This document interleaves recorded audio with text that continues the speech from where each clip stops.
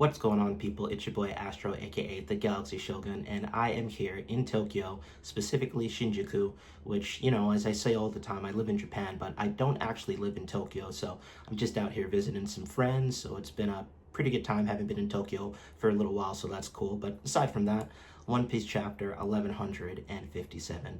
Oh my goodness. So we're going back to doing formal reviews every week, as I posted in my update video.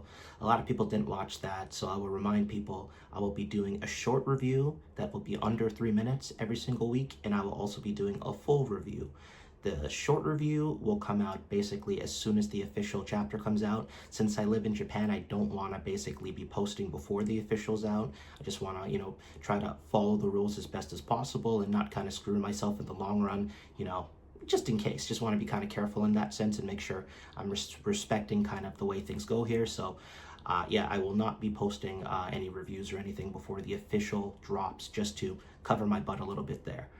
So in terms of this chapter, wow.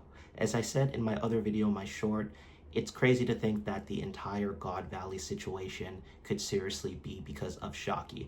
And my apologies if I have less energy and I'm less loud. I am in a hotel, so I don't really want to be screaming. I don't want to interrupt people around me too badly, so hopefully the sound level is good. But yeah, we start off, seeing Yamato visiting a shrine, or a grave, I should say, and we don't actually know whose grave that is, though I would guess it is Ushimaru, like Zoro's ancestor, the former daimyo of Ringo, because he fits the bill pretty well as somebody that died against Kaido. He was one of the daimyo that tried to go against Kaido, basically rebelled. We saw that obviously Wano Kuni, Yamato's backstory. So yeah, my bet is on it being Ushimaru, but I haven't been paying too much attention. Cover stories, I gotta be honest, I don't care all that much, so let's just go ahead and move on. Alright, so we start the chapter with more Rocks pirate shenanigans. So we are still in the past. This backstory of Harald, that's really a backstory of Zevek, that's really a backstory of the Kuja pirates, and specifically Shakky. Kind of insane to still be here, but you know what, I'm loving every second of it. Like, the old gen of pirates and marines, like, they're super cool. That would be like a great prequel if Oda wanted to do something like that in the future. Oh well, so we see the Rocks pirates. They are basically stealing from a government organization that's supposed to help people.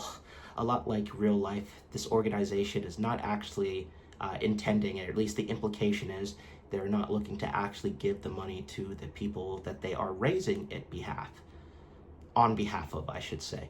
And that's pretty funny, because you can make an argument that they're kind of doing like a decent service in that case, or what they're doing is a little less bad since they're stealing from people who are technically thieves to begin with. But yeah, that's what they're doing. So they are stealing from them, and we get to see, Big Mom, Charlotte Linlin, we see Shakky, Silver Axe, the whole crew's here, the fishman guy, I forgot his name, but it's pretty cool to see them all in action. And I gotta say, Shakky is hilarious. Like, Shakky's grown on me all these chapters and flashbacks. I'm kind of just like, wow, this guy's hilarious. I'm so glad Oda decided to take him, who was originally, like a movie villain, and really integrate him very well into the story, because he's basically looking to screw over as many Rocks pirates as he can, including Whitebeard and Kaido, so that he can get a bigger cut of the treasure. So we see Shakky, basically trying to deliberately screw them over, and then playing innocent as soon as Whitebeard decides to, G-check them and show him the power of the Gura Gura.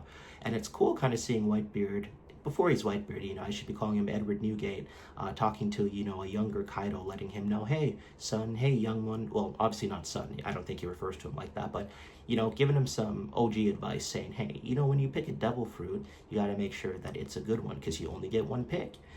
I might be reading too much into it, but, from past things that Kaido has said, I think that he definitely had respect for Whitebeard. So, it's cool to kind of see that little moment between the two of them.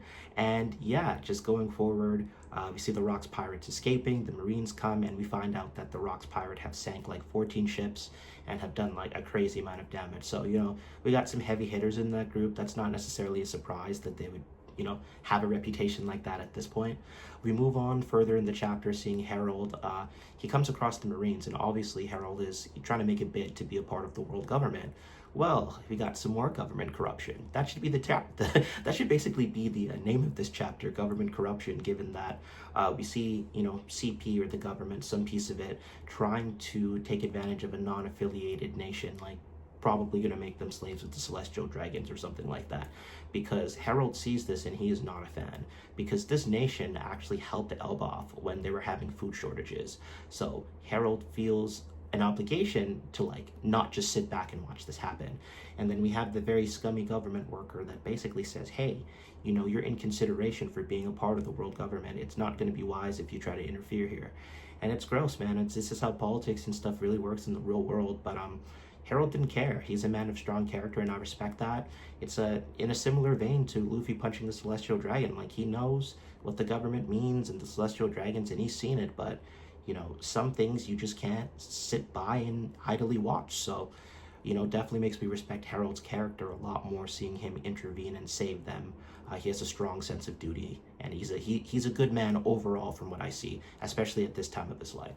We also see that he shaved his head. I don't know what that means. Supposedly it was a protest based on what the chapter said, but it's unclear what shaving your head has to do with protesting in this particular case. I know it's obviously a form of protest that some people have done, and excuse me if that was ignorant of me, but in this particular chapter, they kind of even say, what was really the point of doing that? It just seemed like he wanted to kind of change up his image, perhaps look more menacing. I don't know, midlife crisis? Who knows? Do giants get midlife crises? But yeah. We're now in Ida's bar. Rox is there. He's trying to get Harald to join. The song and dance. And we actually see Ida's there too. And basically, she doesn't seem to be a big fan of Rox. She's telling Harald, this guy's a bad influence, don't be his friend. And her attitude is generally pretty funny, so I enjoy any panels we get with her. But yeah, we get Rox mentioning Garp for probably the first time of what I remember. I don't know if there was a mention of Garp beforehand from Rox, but it's cool to see him also acknowledge, because we already know that Garp does not become an admiral due to the fact that he doesn't want to be the dogs of the celestial dragons. He hates them, and we get more concrete proof of that in this chapter with Zebek directly saying he hates the celestial dragons, and by he I mean Garp. So it's interesting in God Valley, as we know, that Roger and Garp would be trying to protect the celestial dragons, and I do have a theory for where this is going to go, and I'll say it in a bit later in the video. But yeah, I think that's pretty cool that even Rox knows that Garp also has his morals and won't bow down to the celestial dragons, even though he's a part of the Marines. So that's pretty interesting how Garp continues to get away with what he's done. All right, so the next part of the chapter, which is the name of the chapter and the crazy Shakky stuff. Shakky decides that she is going to quit. She decides that she no longer wants to be the captain of the Kuja Pirates, and she gets dropped off by Tritoma, which a lot of people theorize could be Luffy's mom. I don't know, we'll see if Oda ever wants to reveal that, but yeah, kind of insane that she decides to quit too. And just prior to this, we see that Gloriosa and Big Mom are talking. It's very cute. We see Katakuri literally looking like a Labubu. We also see Oven, and we also see Daifuku, because obviously they are triplets, and actually by this point already, Big Mom should have 10 or 12 kids, so that's kind of insane. Big Mom's still looking pretty good. They even make the joke that she's popping out kids like popcorn. I'm a big Gloriosa fan. I think Shakky's better, personally. It's just, like the black hair thing. But, Gloriosa is obviously very beautiful and very bitter and very upset that Roger will not return her love. And she literally even says this chapter, if Shakky decides that she's in love with Roger, it's going to be on site, it's going to be beef. So we don't particularly get to see the moment that Gloriosa joins the Rocks Pirates, but we could assume at some point she just had enough of the entire Kuja, being on the side of Shakky over her, and she just decided to obviously go to Hachinosu at some point. I don't know if there'll be more details on that, but yeah, it is what it is. So there we also see the original Stussy, Buckingham Stussy, trying to do her stuff with Whitebeard. As we know, she claims that that's his kid. We need Mori to come in to answer that question, but chances are, because she's related to, Mads and all that stuff, that that's some sort of clone. time will tell. Who knows? That could truly be his kid, but Oda's gonna keep us guessing for a little while, I'm sure. But yeah, Whitebeard, pretty uninterested in her, which is pretty interesting because later in the chapter we do see Whitebeard actually showing like hard eyes for somebody. Can you guess? Anyways, so Shakky ends up coming to Hachinosu, and the pirates are like, whoa, like, they were just crying a second ago about her quitting because there's literally pirates on Hachinosu. They're such gooners. Their goal was to just run into the Kuja pirates. Like, that's hilarious. Some people are not liking the simping and gooner, like, Goon Valley. I'm seeing that come out a lot and all that stuff, like the gooning, the simping, but it's absolutely hilarious. It's absolutely hilarious seeing all the pirates and everybody. Like, it's making these characters feel a lot more real. Like, I was kind of like a Sanji archetype when I was younger. So like seeing this, I'm enjoying it personally. I know maybe some people don't really like this aspect of it, but it's very enjoyable for me to see almost every pirate just going head over heels. It just makes them feel a little bit more real for me. But anyways, she comes, she quits, Tritoma drops her off, she's got a little briefcase, and she decides she wants to open Shakky's ripoff bar on Hachinosu, of all places. Maybe she thinks due to her beauty, the world government or even the celestial dragons will try to kidnap her, which very well might have happened based on what we get by the end of the chapter. But the insane part is, the pirates basically are happy to have her here. They decide to protect her, and at the time the Rocks pirates are out. So upon the return of the Rocks pirates, you might expect that Rocks is the cool, super unknown villain, mysterious, not gonna do the same thing that Roger did, or not gonna be the type like Sanji to just simp or goon. Well, you'd be wrong, because not only does Zebek, immediately have hard eyes, Shiki does, and even Edward Newgate, Whitebeard. That one was shocking. I think the only big player that we don't see having that reaction is Kaido, and I don't know if there just wasn't enough space to draw Kaido, but I really want to see if Kaido also is gonna have hard eyes for Shakky, because as of right now he's the only one that has not been charged with third-degree simping, because he was the only one not drawn. Correct me if I'm wrong, but I think we even saw Silver Axe, we saw Captain John, the drunk, her hotness, Shakky's hotness woke him, sobered him up.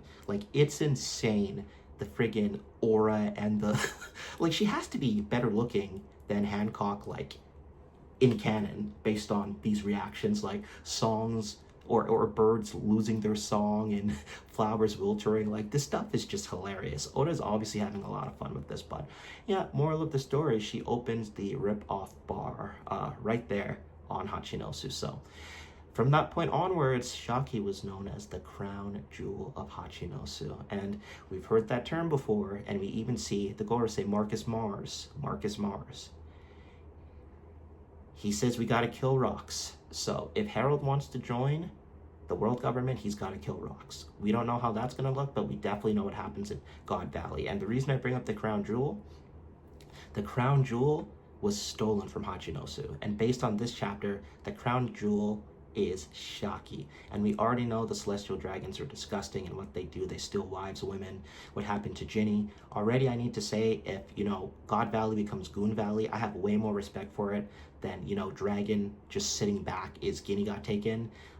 It's just, yeah, because Roger even alluded in the flashback with Kuma, how much I've been waiting for this. And if he was in love with Shakky and this is what ended up happening, it's kind of insane. Not to mention the fact that Shakky would end up with Rayleigh. Maybe Roger was too occupied fighting, and then Rayleigh got all the character development with Shakky on God Valley, if you catch my drift. But obviously a pretty terrible situation if what they're implying in fact does happen to Shakky, because that would mean not only that Bo and her sisters get basically sold into slavery to the celestial dragons, but it also means that at a certain point Shakky was too, which kind of makes sense why she'd want to go to Hachinosu to protect herself, because that should basically be the safest place. So that definitely brings the question, how was she taken from Hachinosu? Were the Rocks pirates out at the time? Because obviously her bar is stationary and everyone would probably know about that. But yeah, it would definitely be very scary to be an attractive woman in the One Piece world, given the stuff that the celestial dragons do, and do pretty openly. So yeah, that's more or less the chapter.